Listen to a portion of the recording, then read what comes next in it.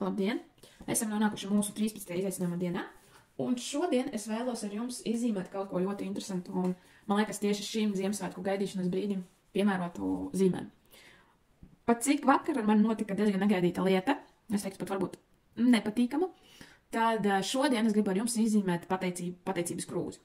Kāpēc tieši pateicība? Jo, manuprāt, kad mēs dodam un pasakamies par kaut ko, kas mums ir, tas var būt gan kāds blakus cilvēks, vai lieta, vai darbs, vai jebkura sajūta. Tad mēs atpakaļ arī saņemam tādu kā Dieva svētību un varam turpināt iet uz priekšu. Un, protams, pateicība mums arī parāda, cik bieži vien viss ir labāk, nekā mēs paši esam iedomājušies konkrēto situāciju. Un tāpēc šodien ņemam kā vienmēr baltu papīra lapu. Man ir 4. daļa no A4 formāta. Var ņemt pildspalvas gēla vai marķierus. Protams, zīmuļi vai flomastri var arī teksta marķieri. Nu ko, sākam mūsu šo te zīmējumu. Un pēc cik šīs būs zīmējums par pateicībām, kā es jau viņu nosaucu par pateicības krūzi, tad pirmais, ko mēs darām, mēs arī zīmējumā iezīmējam krūzi. Šī krūzes forma var būt dažāda. Man šodien būs tāda diezgan vienkārša krūze. Ja jūs gribat, jūs varat izskaistināt viņu, iezīmēt kādas osiņas vai noapaļot vai tādu saudabīgu krūzes formu uzzīmēt. Un nākamais, ko mēs darām šajā zīmējumā, ir ienesam neirolīnijas. Katra neirolīnija simbolizēs mūsu pateicību. Kad zīmējam šīs līnijas, mēs varam iedomāties, kam mēs vēlamies pateikties. Tas var būt cilvēks, varbūt lieta, varbūt kāds notikums, kas šajā gadā ir noticies, kuram par pateicību mēs esam nonākuši tur, kur mēs esam. Tāpat tas var būt kāda emocija, kam tu esi pateicīgs. Un šādi mēs sazīmējam pāris līnijas. Līnijas zīmējam tik, cik mums ir nepieciešams, kā mums gribās, kā mēs jūtam pēc sajūtām, cik mums šīs līnijas ir nepieciešams.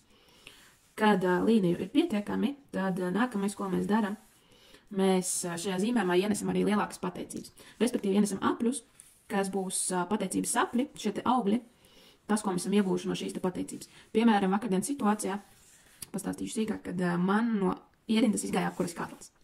Un šodien esmu pateicīga par to, kad ir atrasti meistari, kas ātri šo te problēmu šobrīd risina, kad manis nebija mājā šajā te brīdī, ka viss varēja šausmīgāk beigties. Esmu sveika un vesela, un man ģimenes locekļi arī, kad es saņēmusi atbalstu no ģimenes un cilvēkiem, kas šobrīd šajā situācijā ir iesaistīti. Tāpat tās, kad ar māju nekas trakāks nenotika, tikai ir apkurest telpu. Un tāpat tās var arī, pateikties Dievam, ka viss ir tieši tā kā vajag un visekoloģiskāk iziem cauri šai situācijai.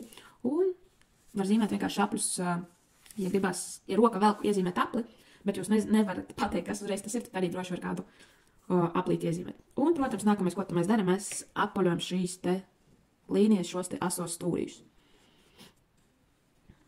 Ar katru apaļoju vietu mēs izjūtam, kā pieplūst mūsos vairāk enerģijas, kā šī te mūsu pateicība strādā, kā viņa uzsūcas kosmosā un kā šie te varbūt iesaistītie personāži vai lietas arī sajūt šo te enerģiju un šo te strāvojumu.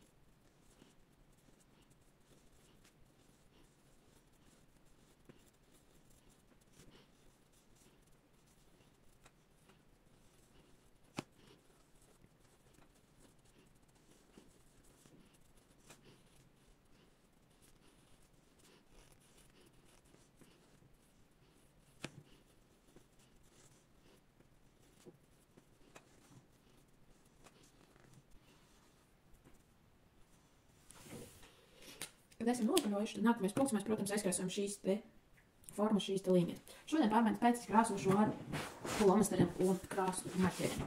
Šis darbiņš būs spilgtāks, un es domāju, ka arī mazāk laikā izdevs. Tie, kas jau ir kopā visas šīs 13 dienas vai pazīstam ar neirografiku, tad zina, ka krāsojamies vienā krāsiņā vismaz 2-3 krāsu laukumiņus. Tas izskatās aptuveni šādi. Krāsu izvēle un izkārtojums tā, kā jūs vēlaties, kā jums šodien jūs iekšējais mākslinieks vēlas. Ļaujam vaļu savam radošajam un ļaujamies šim te procesam, radīšanas procesam.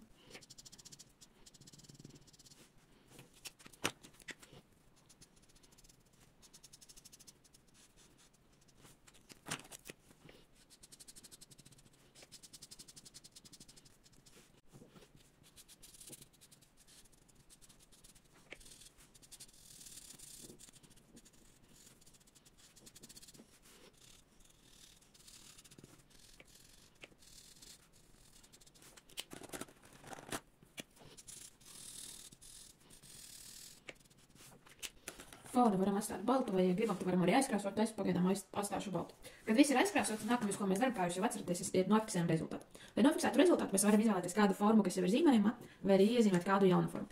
Es šajā gadījumā iezīmēšu šo centrālo apli. Šis process fiksācija notiek ar biezākas krāsas flaumasteru vai marķieri. Mūsu uzdevums ir izcelt kādu figūru, kas būs mūsu atrisinājums šeit, mūsu zīmējumu, mūsu tēmu. Un kā jūs jau atceraties, iezīmējam arī lauka līnijas, jeb, kā es viņas mēģinu saukt par enerģijas līnijām. Tas ir domāts, lai šīm te darbiņam piešķirtu papildus enerģiju.